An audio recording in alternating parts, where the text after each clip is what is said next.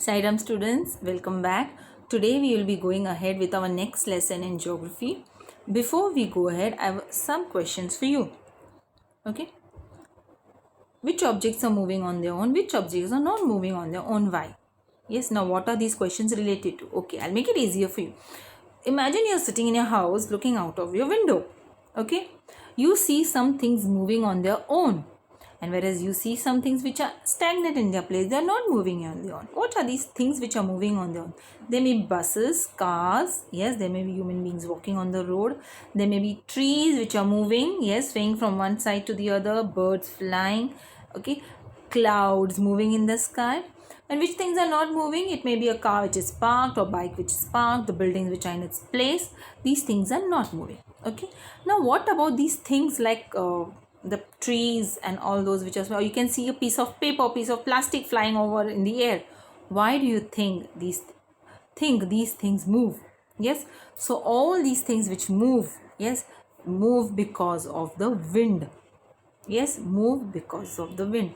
And this is what we are going to learn in our chapter number 5, winds. Yes, our next lesson in geography is chapter number 5, winds. Okay, now children, let's have a quick summary of what we did in our fourth lesson. Our fourth lesson was of air pressure. Yes, now there is some relation between air pressure and winds.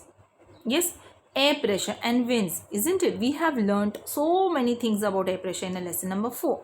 And how is it related to winds? We will see now.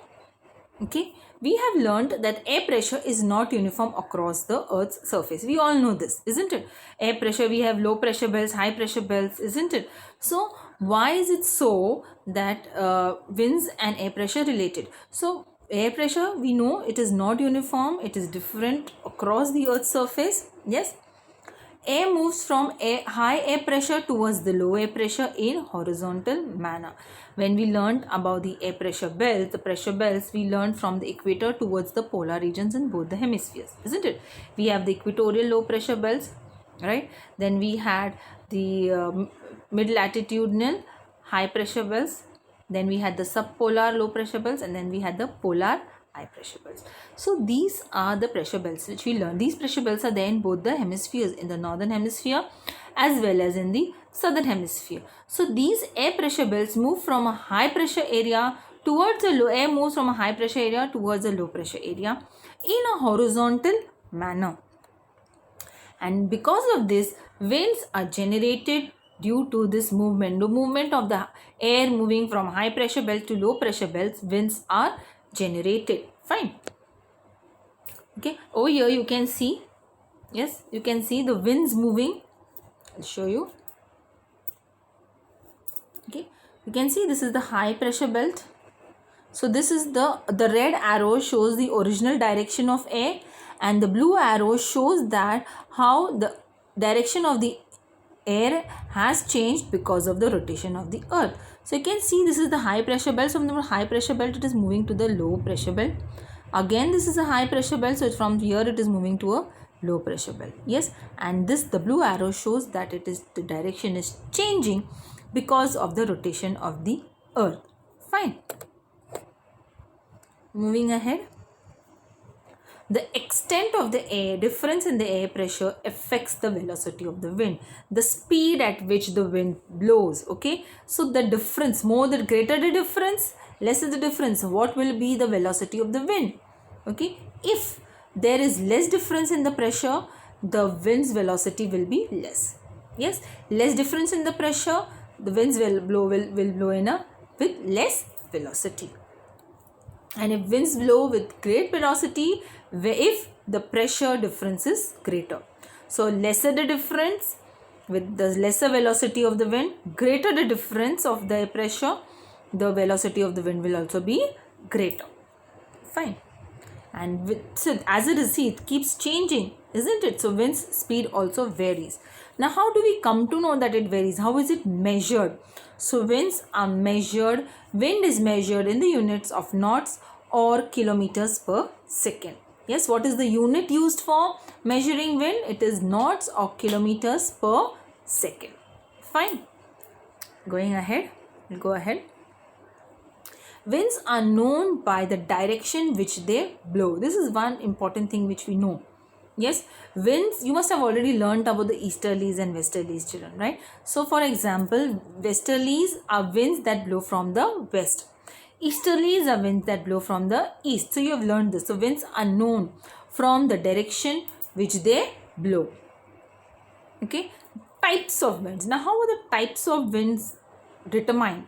The direction of the blowing, the duration, the regions covered, and the condition of the air determine the types of wind, isn't it? So how are the types of winds determined? First, the direction through which the wind is blowing, the duration, the time period, the region which it has covered, and the condition of the air over there. All these things determine the types of winds.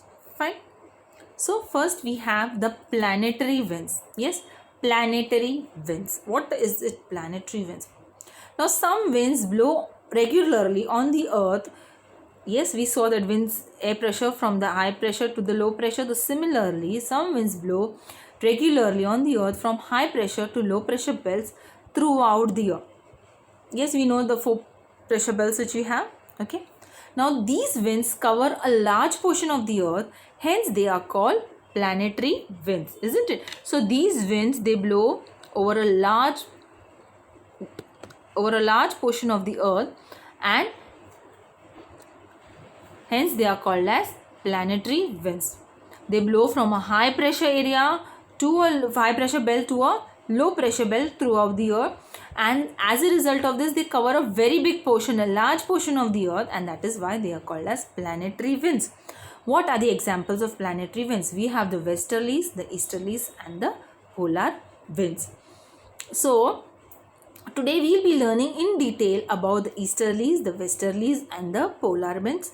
To begin with, we have the easterlies in both the hemispheres. Yes, we have 2 hemispheres, as you know, the northern and the southern hemispheres. So we have the pressure belts, the high pressure belt with the air, which is the area between 25 degrees to 35 degrees parallels. So in both the hemispheres, the winds blow from high pressure belts. Yes, that is 25 degrees to 35 degrees to the equatorial low pressure belt, that is to 5 degrees north and 5 degrees south. Fine. So due to the rotation of the earth, their original direction changes. They are blowing from the high pressure belt to the low pressure belt, but because of the rotation of the earth, yes, we have already learnt it in the beginning, rotation of the earth, the original direction changes. Okay, now what happens when the original direction changes? In the northern hemisphere, they blow from the northeast to the southwest, and in the southern hemisphere, they blow from the southeast to the northwest. Fine. So this is how the easterlies blow. So how do the easterlies blow? In the northern hemisphere, they blow from the northeast towards the southwest, and in the southern hemisphere, they blow from the southeast to the northwest. Okay, so we'll have here, over here you can see the picture over here. Fine, you can see these easterlies here and here. Yes, so this is the east, this is the west, this is south, and we have north up over here. Fine. So when we say easterlies, we have already learned that the winds are known by the direction which they blow. So we have easterlies, westerlies, and polar winds to learn. So these easterlies, they blow from the north, they blow from the eastern side. But because of the rotation of the earth, their direction changes, isn't it? So in the northern hemisphere, these winds, this is the northern hemisphere, children, over here. Yes, you can see this is the northern hemisphere.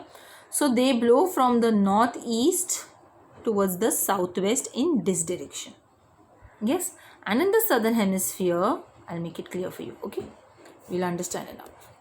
In the northern hemisphere, easterlies, they blow from the northeast towards the southwest, and from the southern hemisphere, they blow from the southeast towards the northwest.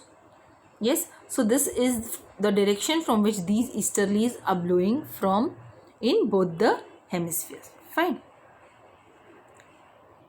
The winds coming from the sides converge near the equatorial calm belt, and these winds are known as easterlies. Converge means, now see, from both the direction, from the northeast to the southwest and from the southeast to the northwest, they blow.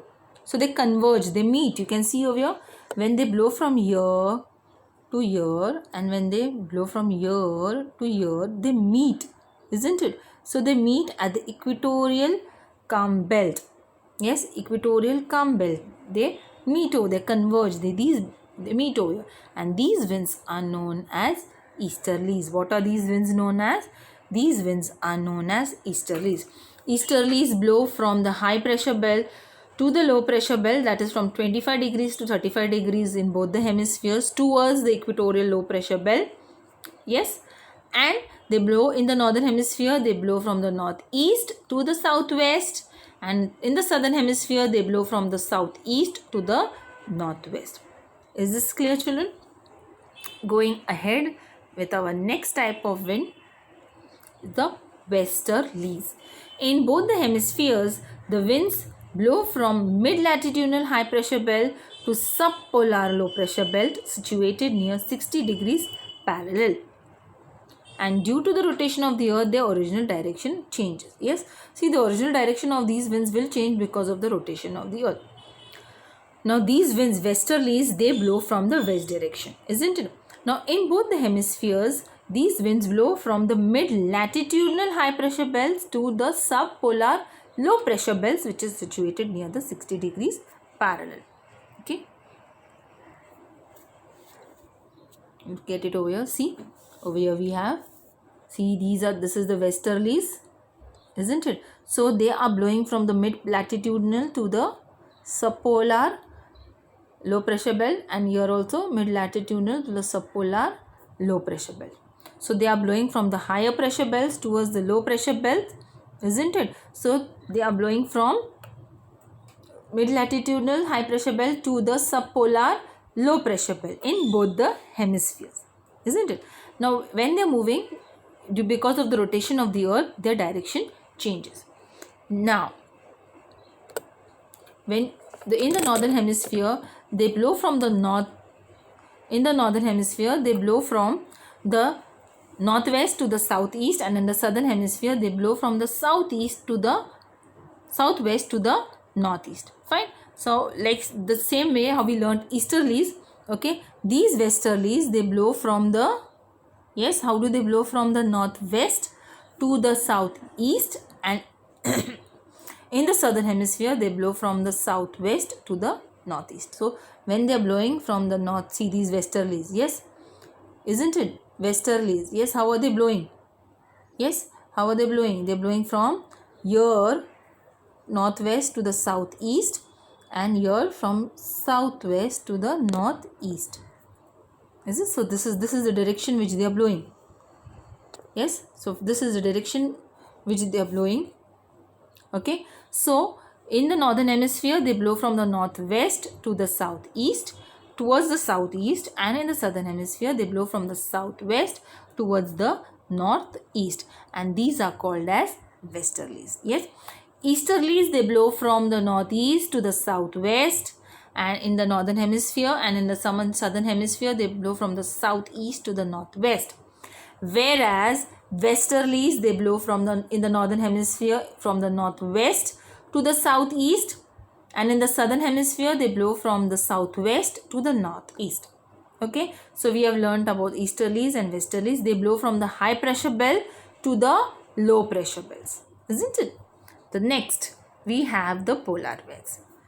In both the hemispheres, winds blowing from polar high pressure belt to subpolar low pressure belts are called polar winds. Generally, they blow from east to west. Okay, the next which we are learning are the polar winds.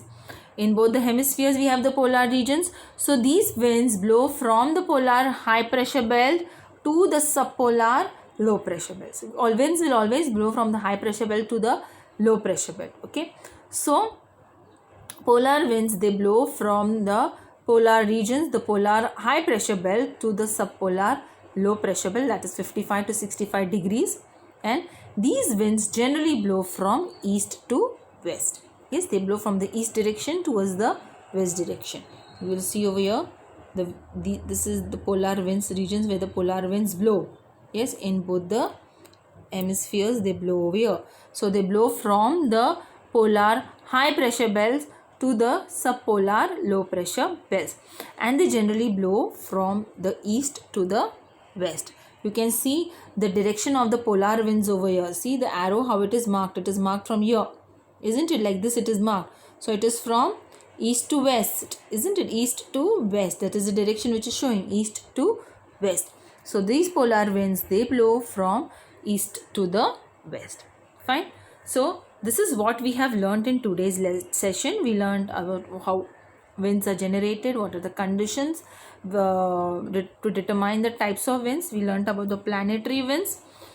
In that we learned about the easterlies, the westerlies, and the polar winds, isn't it? So the easterlies, they blow from the east to the south to the west, and the westerlies, they blow from the west to the east, and polar regions, they blow in the polar from the polar high pressure belts towards the subpolar low pressure belts, and they also blow from the east to west direction.